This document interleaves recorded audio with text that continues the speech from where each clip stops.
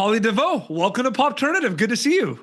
Thank you so much for having me. I'm really excited to chat with you. It's really interesting, right? Because, we're talking about The Way Home season 4, the final season, episodes rolling on Hallmark Channel and Hallmark Plus.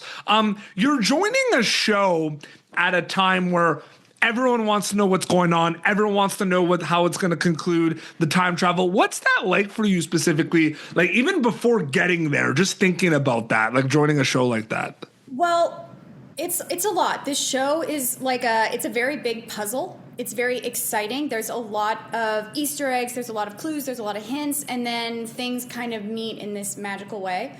I did not know any of this going into it. I hadn't really watched it. I had seen maybe a couple episodes, but I hadn't done a deep dive. I found out I got the part. Very exciting. Next day in wardrobe, while I'm trying on outfits, I get the script, and I discover, okay, I've got a brother, I've got this too, and this is happening, and these people all have known each other for a while. They've been working on this thing, right? And yeah. I remember just being like, I think I need to speak to a superior and try and understand what's going on. So Heather, one of the showrunners, very kindly took a solid 15 minutes with a kind of panicky version of me. I was like, I need to study. I need to learn everything right now. Because it was in 24 hours I found out I was going to be a part of this. So she very kindly gave me an episode breakdown on what I should watch to understand sort of where I fit in the history of my family and the history of Jacob's family. And I was able to do this really quick crash course and learn so much. And I totally got hooked on the show, too. I got very excited.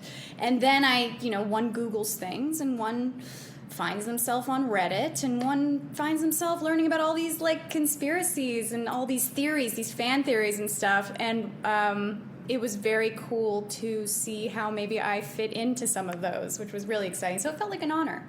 So it's interesting that you say that about the theories, because you don't really have, that much time. You're basically thrown in essentially in season 4, right? And there's been 3 seasons of theories about the different kind of generations of the family, right? So I kind of want to know, can you take me through that kind of process of soaking all that in? Because, you might be maybe focused just on your storyline and maybe not all the other big things that are happening, but what's that like reading all? Because the fans for this show are really passionate. It's crazy. Yeah, they definitely are. What's that like? It's so exciting. I mean, yeah.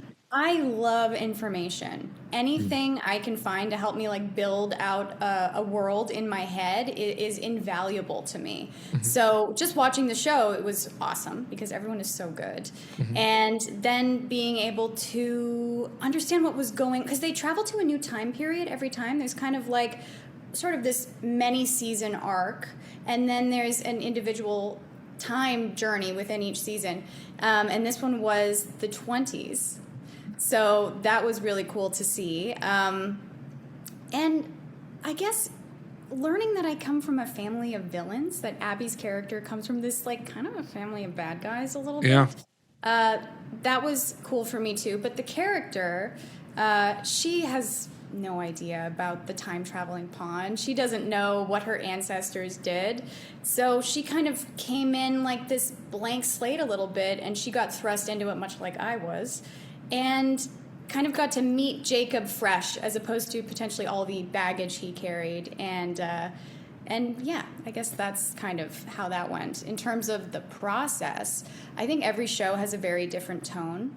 Mm-hmm. And every character you're given has a storyline that sort of there's something at the heart of it. And this one really is a romance. Yeah.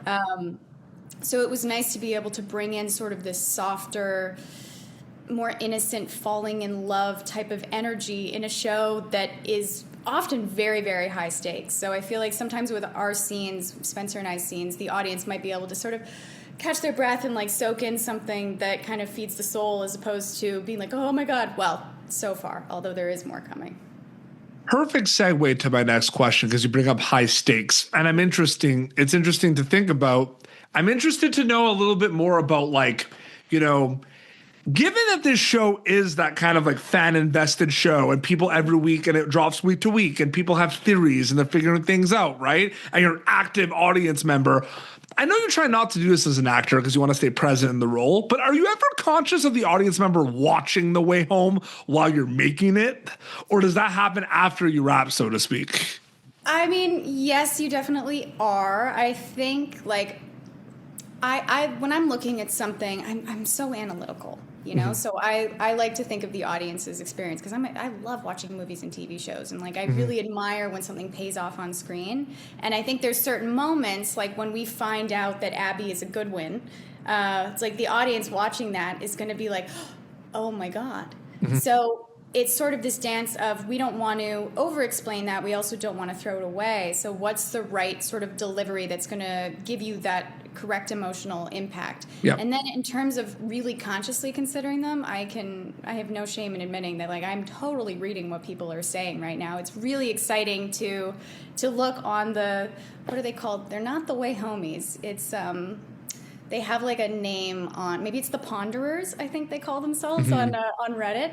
And I love every week looking through how they're feeling, what they're seeing, and what they get excited about and stuff, because that's kind of why you do it, right? You're doing it for a reaction. You're doing it to engage an audience, particularly a show like this. You want to feel like they're eating, you know, like this is a good meal, and it's nice to be a flavor of that. I love that. That's great. That's a great, that was awesome. No, for I'm sure. hungry right now. Okay. Well, so it's interesting because, you know, I'm putting my filmmaker hat on when I ask you this because, and you can answer this with Way Home. You can answer this with past projects as well. So we'll see a scene with Holly Deveaux playing her character. Yeah. And, you know, that runtime scene is like, you know, 2 minutes and then it goes to the next scene, right? Whether a movie or a show, right? But I know that there's a chance that scene might have taken you the whole afternoon or a couple of days to film, depending on the scale of it. When those big scenes happen, those long scenes, right, where you're spending a whole day on them, do they feel like their own mini movie, mini project, or do they overall feel part of the project you're making? Like, it's so interesting to think about. I mean, it's like any big project. There are so many little parts of it. Yeah. You know, like a movie is like a city. It's like there are so many different elements to it, and I think when you get a scene that's good, so it's got some meat on it, that has a shape to it, you kind of have to forget everything else in a way. I mean, sometimes you're planting seeds pretty intentionally for something that's going to come, but for the most part, it's its own organism, right? Yep. Like, you really have to honor it, and because that's what the character's doing, I think. I think it also depends on the character as well. You know, these scenes weren't very dialogue heavy. Yep. You don't have long chunks. Like, it's very much passing the baton back and forth. But when you have a scene that feels like it's a big sort of monster, I think the most important thing is just preparation, knowing it inside and out, so that you can feel free to come in and play on the day, and taking certain risks when it comes to even something as simple as blocking. Like, you know, if you're about to make a movie, you know that someone wanting to stand up and move like 4 feet to the left to pick up a glass can suddenly create like a time delay or something like that. So sometimes you are sort of isolated to the same place, and maybe you can't show that same sense of movement or like a big energy shift or something, and you just have to find a way to make it work. I mean, these are the challenges that I think come with almost any scene. But I do have one scene coming up in the finale where a huge thing, I have two scenes in the finale where big things happen, sort of life-changing things for my character, and I don't say a word. And by the time this interview is out, that finale would have been yesterday. Yeah, they're big moments, you know, that like determine the course of a life of two people being able to be very happy together, and not a word.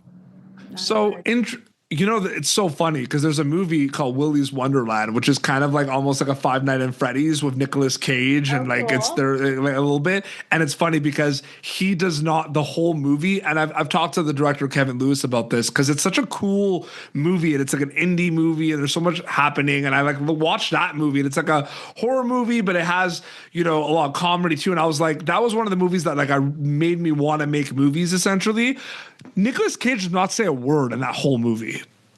Like legit, like actually, like doesn't say a word, basically. Wow. Like the entire film, like it's crazy. And like it I wasn't mean, like that's advertised. Like I just watched it. It's like, oh, Nicolas Cage is in this. He didn't say a word the whole movie. that's awesome. I mean, Yeah, I feel like in Mandy he barely said anything at all too, didn't he? I that is mean, true. Yeah. some films just are like stylistically like that, and it can be really lovely. I find it gets you off your phone a little bit. You know, there's a lot of stuff right now where we're constantly providing exposition, so that hang on, I think my husband might have connected his headphones. That's okay. Is the Mud Pit theme song going to start playing? Sorry, I had, Small world, huh? oh my God. Like Natalie Portman asks for less lines when possible. She's like, if I can convey something with a look, I'd much rather do that than have the dialogue. But I think people are getting these stipulations in making films. It's like, well, we're going to need you to break down what's happening every scene, just to like, so the audience that's like, you know, scrolling on Instagram will know what's going on.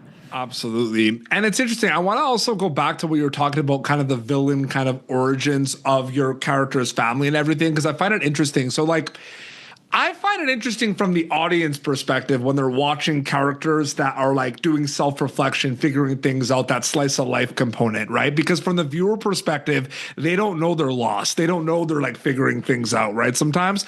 Do you find that challenging or more fun from an acting perspective? Like playing these lost, self-reflecting characters?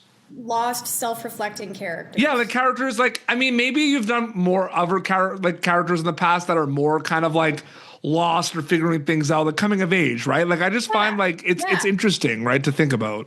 Sure. I mean, I think like I did a film called Polarized a couple of years ago, and I was playing a young woman who was like coming to terms with her sexuality and the lack of acceptance she got from her community. And that's like, you know, this is a character who kind of changed herself completely in order to fit into this place, and then it became impossible, and she just sort of couldn't stop coming out of the box. And I think from an audience perspective, you get this cathartic experience of watching someone get to be their true self, but from the character's experience, like they're going through the meat grinder of like life just bashing you over and over again until you buck and you get out of it. So a good writer is going to be able to deliver the circumstances of that in a way where you do get that kind of freedom at the end. Like, I'm all about a carrot. I'm like, if we're going through something, let's make sure that there is. I've got a lot of food metaphors. I was just okay. What like I was laughing. I was about to say, okay, we're thinking about food the whole time. This is no, for sure. There's got to be something good at the end of the tunnel. Like I feel like you've got your darkest hour before the dawn, you know? And my character, she does go through some stuff in this in the way home, but compared to what the other characters go through, it is definitely not as troubling. And for Jacob, you know, the Landry son who went missing back in the 1800s and was abused and like beaten and had to survive in a different time, his relationship with Abby and the happiness that they find is kind of his character's carrot. It's the peace for him at the end, which is nice. So in this sense, I'm delivering that. But yeah, I mean, just to answer your question about what it's like to play someone who is really struggling, I think they're taking each thing as it comes at them, you know, and then they finally make a choice, and that's often the climax when they get to have some agency and decide to leave what's holding them back or chase something that will give them that kind of validation. It really is about story beats to me. I think that's the most important thing. If I can understand what the story beat is, then I can really try and deliver it. I'm about to throw in a food like analogy as well, so don't worry about that. So we're on the same page. But like, I think it's interesting. Indie film, right, is very kind of like, it's troubleshooting, it's problem solving, it's being able to pivot and everything. And then you're gonna have, you know, what you want to get, you know what I mean? Like goal wise, like for your shots and everything.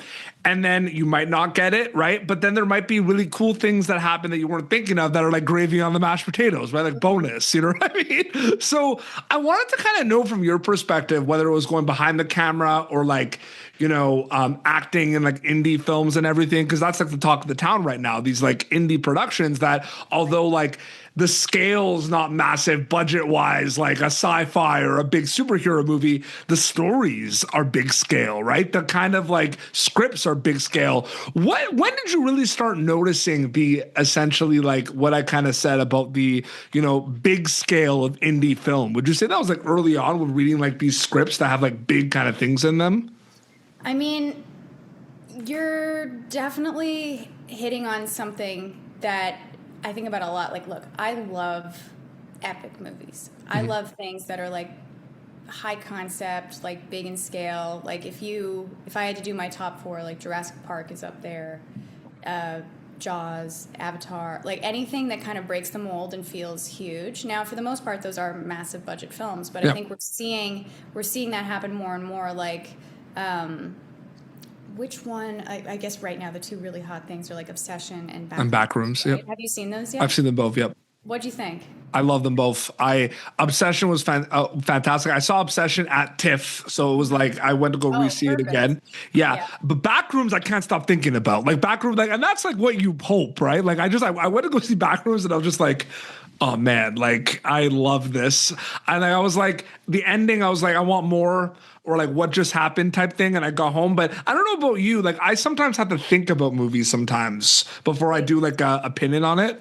That was me with the new vampire one, Nosferatu. Was that yes, it? The one Nosferatu. Yeah, the shots in that movie, incredible. The hand, yeah, going over the city. Like when I was watching that, I was like, oh, it was so uncomfortable. It was tough. And then 2 days later, I was like, oh, that was a really good movie. You know, it's like I had to remove myself from the viewing experience a little bit. And then, like, in my memory, I really liked it. Sometimes a lot happens, right? The process. Like, do you remember Anatomy of the Fall? Oh, yeah. I liked that right off the bat, though. I was like, it's not like I didn't like it. I just, like, I watched it and I was like, oh, man, there's a lot here to think about. And then I went, like, the next morning, I was like, this is one of my favorite movies. Like, I love this movie. Oh, it's so good. Are you watching Widow's Bay? I am. Yes, I am. Did you watch the new episode last night? Yes. Okay.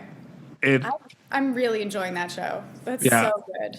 We just did an interview with a few cast members as well, which is really? Really, really cool as well. Yeah, but that show is. Do you also know From on MGM Plus? Yes, I'm familiar with From. So good. Like it's these shows that just have so many kind of elements, and Widow's Bay is like that incredible show that it's like hilarious, like you laugh aloud so much, and then it's so scary as well. Oh my God, for sure. Yeah. Like the scene where she's getting chased by the guy through the town, and she's so excellent. The actress, I think Rosemary's the character's name, right? Yeah, so good. Oh my God, she's just so good. She's able to deliver that like high tension, like really anxious, but then the levity that she brings just so within the character, never playing for the laughs. Like it's just really character based humor. But you know what this is making me think of is Pluribus.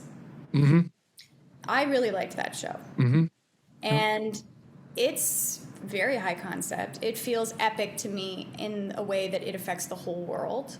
And that show is obviously done very expensively, but I feel like that show is also the kind of thing that could have been done on a smaller scale, right? Yep. Absolutely. Isn't it also the best feeling too when you watch something, you're just like, this is so good. This made my day better. Like, you remember you saw Begonia? Oh yeah. Oh, I didn't see Begonia forever because I feel like there was so much press about it. I was already tired of it, and then I watched it. I was like, that scene right near the end where Jesse Plemons comes back to Emma Stone and she's there and she goes, how many of them did you kill? Like that turn, I made my husband go back. I watched it like 5 times. I love that moment so much. That was the big epic payoff. That is why I watch movies. I loved it so much. And that's the best thing. It's like the payoff and everything. And yeah, no, so good. I feel like we could talk about movies for hours. You know what I mean? I really could. But just like with the original, the scale, yeah, totally got away from the scale, yeah. I do think that like indie scripts now can deliver that kind of scale because we're just very clever when it comes to filmmaking now as well. And we're forced to be scrappy because, a lot of the money is going to the stuff that maybe isn't necessarily breaking down boundaries as much. Absolutely. And like we said in this interview, by the time this interview was out, the finale, the final episode of the season 4 of The Way Home has dropped on Hallmark Channel, Hallmark Plus. And So good to chat with you. Thank you so much for your time. I really, really appreciate it. Yeah, it was really nice to chat with you too. I'm glad we got to do this. Absolutely. Channel forever. Well, this has been Pop Turnative, youtube.com/Pop Turnative for previous episodes. Until next time, this is Holly Deveaux and PD Beats signing off. Thank you for tuning in to Pop Turnative. Make sure to check out our past episodes of Pop Turnative on YouTube. This has been an Autograph Communications production.